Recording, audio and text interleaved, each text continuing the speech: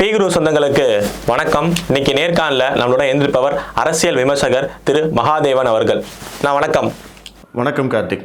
அண்மையில இப்ப நடந்த அஜித்குமார் அவர்களோட அந்த சிறை மரணம் திமுகவுக்கு ஒரு பெரிய பின்னடைவை ஏற்படுத்துமா? ஏன்னா சாத்தான்குளம் அப்படிங்கிற அப்ப நடந்த அந்த லாக்அப் டேத்தை வச்சுதான் திமுக பெரிய அரசியல் செஞ்சிச்சு. இப்ப இவங்க ஆட்சியிலேயே இப்ப இந்த அஜித்குமார் அவர்களோட மரணம் 24வது லாக்அப் டேத்துன்னு வேற சொல்றாங்க. இது திமுகவை ஒரு பெரிய பின்னடைவை ஏற்படுத்துமா? இந்த அஜித்குமாருடைய படுகொலை வழக்கு அப்படிங்கிறது திமுகவுக்கு ஒரு மிகப்பெரிய சோதனை அப்படிங்கிறதுல மாற்றுக்கருத்தே இருக்க முடியாது. ஏன்னா காவல்துறை முதல்வர் ஸ்டாலின் அவர்களுடைய கட்டுப்பாட்டில் இல்லைன்னு தொடர்ச்சியான விமர்சனம் வந்துக்கிட்டே இருக்கிற போது இதுவும் அதனுடைய நீட்சி தான். இப்போ காவல்துறை யார் சொல்கிறத கேட்குறாங்க, கையில் தடி எடுத்தவனெலாம் தண்டால்காரன் அப்படிங்கிற மாதிரி யார் யாருக்கெல்லாம் அதிகாரம் இருக்கோ அவங்கெல்லாம் காவல்துறையை பயன்படுத்திக்கிறாங்க. அப்படி யாரோ ஒருத்தர் பயன்படுத்தியதால் தான் இன்றைக்கி அஜித்குமார் அப்படிங்கிற அந்த இளைஞர் இன்றைக்கி உயிரோடு இல்லை.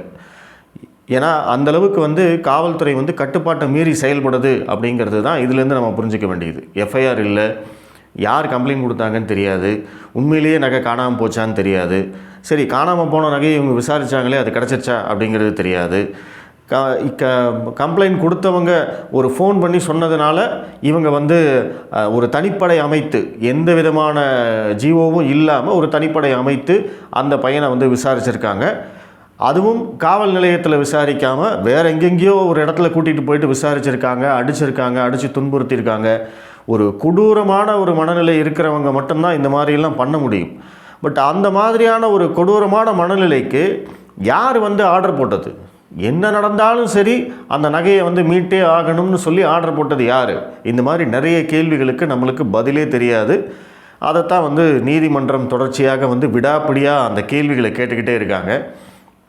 ஒரு பக்கம் நாங்கள் உடனே நடவடிக்கை எடுத்துட்டோம், பார்த்தீங்களா, 2 நாட்களில் ஆளுகிற அரசு நடவடிக்கை எடுத்துடுச்சு, சாத்தான்குளம் மாதிரி நாங்கள் தாமதப்படுத்தலை அப்படின்னு சொல்லிட்டு இவங்க ஒரு பக்கம் சொன்னாலும் நீதிமன்றம் சராமாரியான கேள்விகள் ஆளுகிற அரசாங்கம், குறிப்பாக ஸ்டாலின் அரசாங்கத்தை பற்றி கேட்டதாக அந்த லாக்அப் டேட் மரணத்தை ஒட்டி கேட்டதாக நம்ம செய்திகள் பார்க்குறோம்.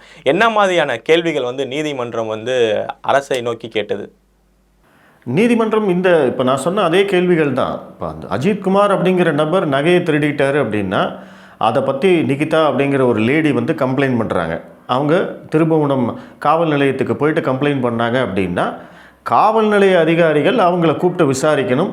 2 தரப்பும் விசாரிச்சுட்டு நீங்கள் உங்கள் சைடில் எங்கேயாவது இருக்கான்னு தேடி பாருங்கள் அப்படின்னு சொல்லி இந்த பையன் உண்மையிலேயே எடுத்திருக்கானா இல்லையா அப்படிங்கிறதெல்லாம் அங்கே இருக்கக்கூடிய சிசிடிவி கேமரா ப்ளஸ் அதுக்கப்புறம் அந்த பையனுடைய நடவடிக்கைகள் இதை வச்சு தான் காவல்துறையினர் கண்டுபிடிப்பாங்க.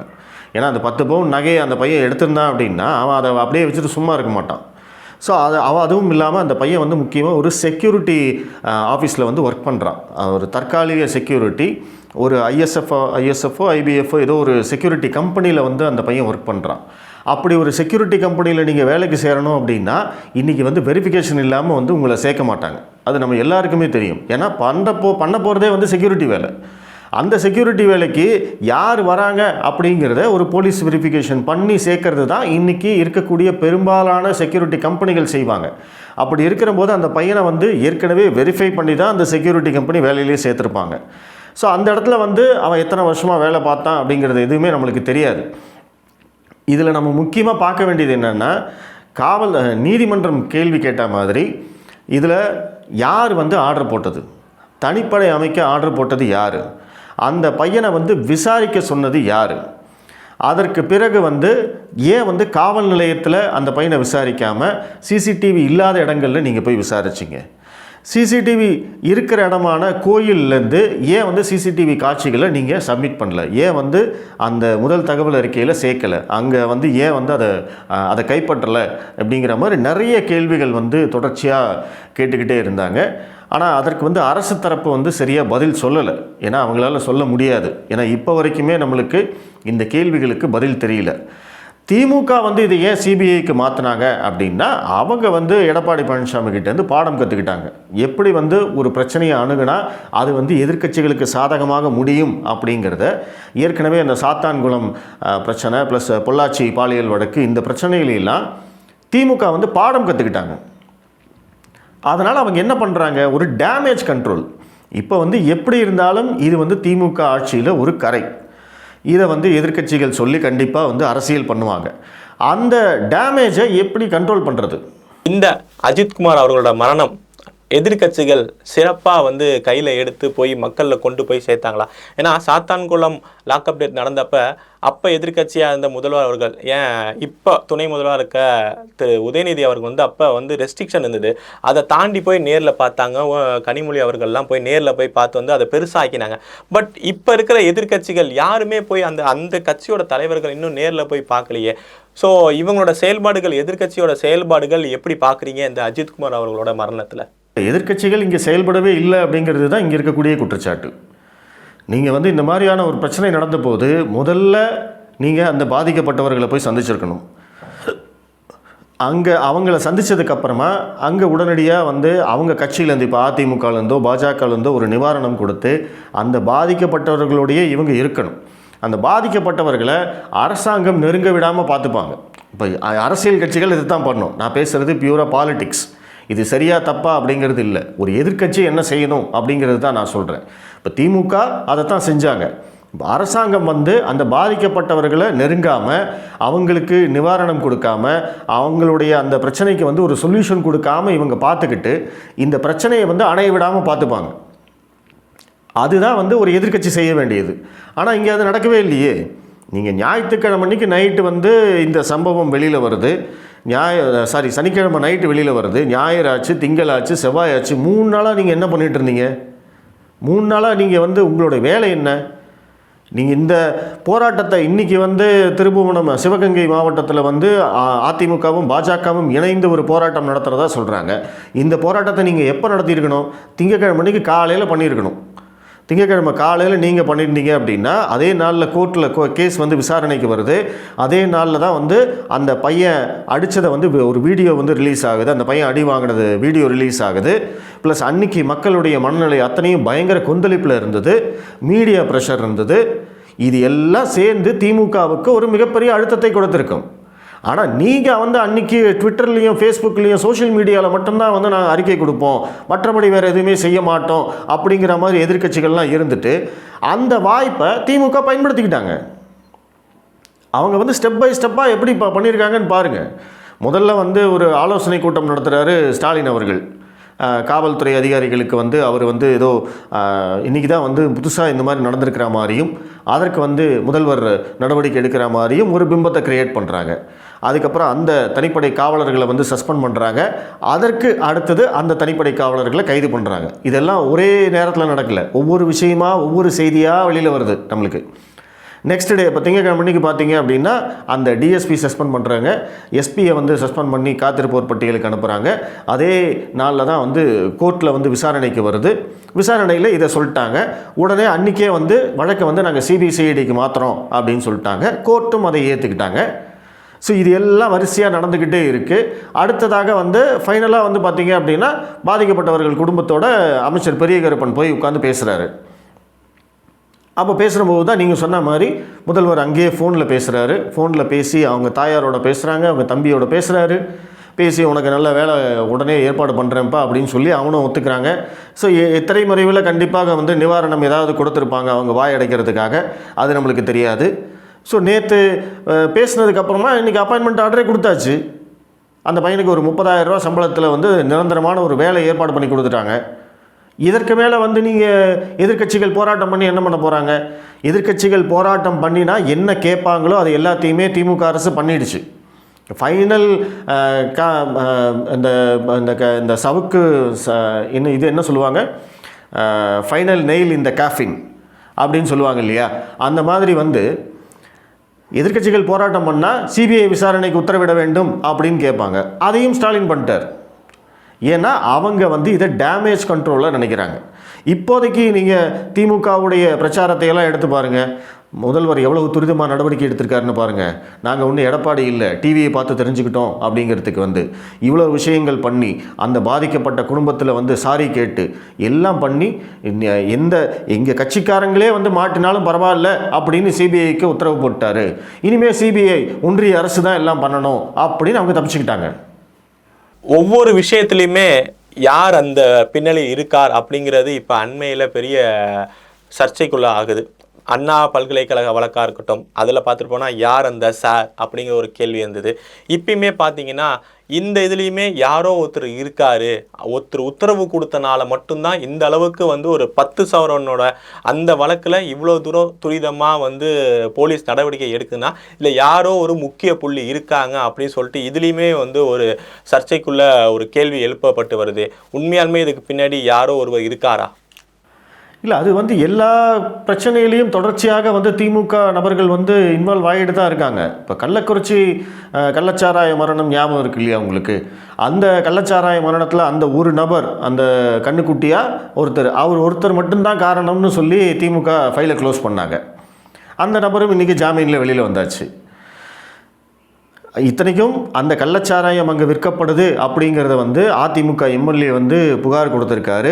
அந்த கலெக்டரே வந்து பார்த்தீங்க அப்படின்னா அந்த முதல் 2 சாவு நடந்ததுக்கு அப்புறமும் இது கள்ளச்சாராய சாவில்லை அப்படின்னு சொல்லி அந்த ஊர் கலெக்டரு ப்ளஸ் அந்த ஊர் திமுக எம்எல்ஏ ஒருத்தர் உதயசூரியன் நினைக்கிறேன், அவங்க 2 பேரும் சேர்ந்து பத்திரிகையில் பேட்டி கூட கொடுத்தாங்க. அப்போ கலெக்டர் போய் சொன்னதுக்கு என்ன நடவடிக்கை எடுத்தாங்க? அவர் கூட உட்கார்ந்த எம்எல்ஏக்கு என்ன நடவடிக்கை எடுத்தாங்க? ஒன்றுமே இல்லை, எல்லாத்தையும் எடுத்து மூடியாச்சு. அதே தான் வந்து அண்ணா பல்கலைக்கழக பாலியல் விவகாரத்திலையும் நடந்தது. அந்த விவகாரத்திலையும் திமுக நபர்கள் சம்மந்தப்பட்டிருக்காங்கன்னு தானே சொன்னோம். இப்போ வரைக்கும் யார் அந்த சாருங்கிறதுக்கு பதில் இருக்கா? கிடையாது. அதையும் வந்து ஞானசேகரன் மட்டும்தான் குற்றவாளி அப்படின்னு சொல்லி முடிச்சிட்டாங்க. இன்றைக்கி அடுத்தது இது. இப்போ இதில் வந்து என்ன ஆகும்? அந்த தனிப்படை காவலர்கள் மட்டும்தான் குற்றவாளி அப்படின்னு சொல்லி இந்த வழக்கை மூடிடுவாங்க. அந்த ஒரு பக்கம் ஸ்டாலின் அவர்கள், முதல்வர் அவர்கள் என்ன சொல்கிறாருன்னா, காவல்துறை அவர்கள் மேலே வந்து நாங்கள் நடவடிக்கை எடுத்துட்டோம், வழக்கு பாஞ்சாச்சு, சஸ்பெண்ட் பண்ணிட்டோம் அப்படின்னு சொல்கிறாரு. இன்னொரு பக்கம் அதே காவல்துறை என்ன சொல்லுதோ அதை தான் வந்து அவரும் ஒரு காரணமாக சொல்கிறார். என்னென்னா அஜித்குமார் அவர்களோட மரணம் ஏன் நடந்தது அப்படின்னா விசாரணை எப்போ அவர் தப்பிக்க போகிறப்ப வலிப்பு வந்து இறந்துட்டாரு அப்படின்னு காவல்துறை என்ன சொல்லுதோ எஃப்ஐஆரில் அதே தான் முதல்வர் அவர்கள் சொல்கிறாரு. ஒரு பக்கம் நான் நடவடிக்கை எடுத்துட்டேன் காவல்துறை மேலேங்கிறாரு, இன்னொரு பக்கம் காவல்துறை என்ன சொல்லுதோ அதை தான் சொல்கிறாரு. இது ஒரு பெரிய முரணாக இருக்கே. இல்லை, அதுதான் வந்து திமுகவுடைய சாதுரியம். எப்போவுமே அவங்க வந்து அப்படி தான் பண்ணுவாங்க. வெளியில் ஒன்று பேசுவாங்க, உள்ளே வேற ஒன்று நடந்துகிட்ருக்கும். கோர்ட்டில் அவங்க வேற ஒன்று சொல்லுவாங்க, ஆனால் வெளியில் மீடியா அதையே வந்து வேறு மாதிரி பேசிக்கிட்டு இருப்பாங்க. ஏன்னா இதை வந்து எடுத்து சொல்கிறதுக்கு வந்து இன்றைக்கி எதிர்க்கட்சிகளுக்கு தெம்பில்லை, வக்கில்லை. அதுதான் உண்மை. மக்களும் வந்து பார்த்தீங்க அப்படின்னா எல்லா விஷயத்தையும் மக்கள் தெரிஞ்சுக்க மாட்டாங்க இல்லையா? கோர்ட்டில் என்ன நடந்திருக்கு, அரசு வழக்கறிஞர் என்ன பேசினார், முதல்வர் என்ன பேசுகிறாரு, காவல்துறை அதிகாரி என்ன பேசுகிறாரு, எல்லாம் கரெக்டாக இருக்கா, எல்லாம் ஒரே மாதிரி சொல்கிறாங்களா, இதெல்லாம் வந்து மக்கள் பார்த்துட்டு இருக்க மாட்டாங்க. முதல்வர் சொல்கிறது தான் மக்களுக்கு போய் சேரும், ஆனால் பின்னாடி வேறு ஒன்று நடந்துகிட்ருக்கும். அதுதான் வந்து நீதிபதிகள் நேற்று கேள்வியாக கேட்டாங்க. நீங்கள் வந்து இந்த சிசிடிவி கேமராவை வந்து அந்த ரெக்கார்டிங்கை நீங்கள் வந்து கைப்பற்றலை, அந்த கொலைக்கு பயன்படுத்திய ஆயுதம் அதை நீங்கள் வந்து கைப்பற்றலை, இப்படி வந்து வீக்காக வந்து எஃப்ஐஆர் ரிப்போர்ட் போட்டிருந்தீங்க அப்படின்னா நாளைக்கு நீங்கள் வந்து அவங்களுக்கு அக்யூட்டல் வாங்கிட்டு போயிடுவீங்க. நீங்கள் அக்யூட்டல் வாங்கிட்டு போயிட்டு அதையே காமிச்சு அவங்களுடைய சஸ்பென்ஷனை வந்து ரிவோக் பண்ணிவிடுவீங்க. இதுதான் நாளைக்கு நடக்கும் அப்படின்னு நீதிபதி சொல்கிறார். அப்போ இங்கே வந்து இவங்க என்ன சொல்கிறாங்க, நாங்கள் நீதி பெற்று தருவோம், நிவாரணம் தருவோம், இனிமேல் அந்த மாதிரி நடக்க மாட்டோம் அப்படின்னு முதல்வர் சொல்கிறாரு. அப்படின்னா நீங்கள் என்ன பண்ணணும், அந்த கொலைகார குற்றவாளிகளுக்கு தண்டனை ஏற்படுத்தும் விதமாக எல்லா கேஸை வந்து ஸ்ட்ராங் பண்ணணும். ஆனால் அங்கே வந்து கேஸை வந்து வீக் பண்ணுறாங்க, எஃப்ஐஆர்லேயே வந்து பிரச்சனையை உண்டு பண்ணுறாங்க. அந்த எஃப்ஐஆரை தான் வந்து நீதிமன்றம் விசாரிக்கும். எஃப்ஐஆரில் என்ன இருக்கோ அதைத்தான் நீதிமன்றம் விசாரிக்க முடியும். அதை தாண்டி வந்து நீதிமன்றம் கேள்வி கேட்க முடியாது. இப்போ எப்படி அண்ணா பல்கலைக்கழக விவகாரத்தில் இந்த கோட்டூர் சண்முகம் அண்ணாமலை வந்து ஒரு கால் ரெக்கார்டிங்லாம் ரிலீஸ் பண்ணார். அந்த கால் ரெக்கார்டிங் விஷயம் எல்லாமே வந்து எஸ்ஐடி ரிப்போர்ட்லேயே இல்லையே. எஸ்ஐடி ரிப்போர்ட்டில் இருந்தால் தானே நீதிமன்றம் விசாரிக்கும். அப்போ எஸ்ஐடி ரிப்போர்ட்லேருந்து அதை எடுத்துட்டாங்க. அப்போது நீதிமன்றத்தில் அதை யாருமே விசாரிக்கவே இல்லை. அந்த கேள்வியே நீதிமன்றம் கேட்கல. ஞானசேகரனுக்கு யாருடைய தொடர்பு, யார் வந்து அவர் கூட பேசினாங்க, இதெல்லாம் எதுவுமே இல்லை. அப்போது எப்படி வந்து அக்யூட்டல் ஆகிறாங்க, எப்படி வந்து இவங்கெல்லாம் காப்பாற்றப்படுறாங்க அப்படின்னா எஃப்ஐஆர்லேயே சில்மிஷம் பண்ணுறது.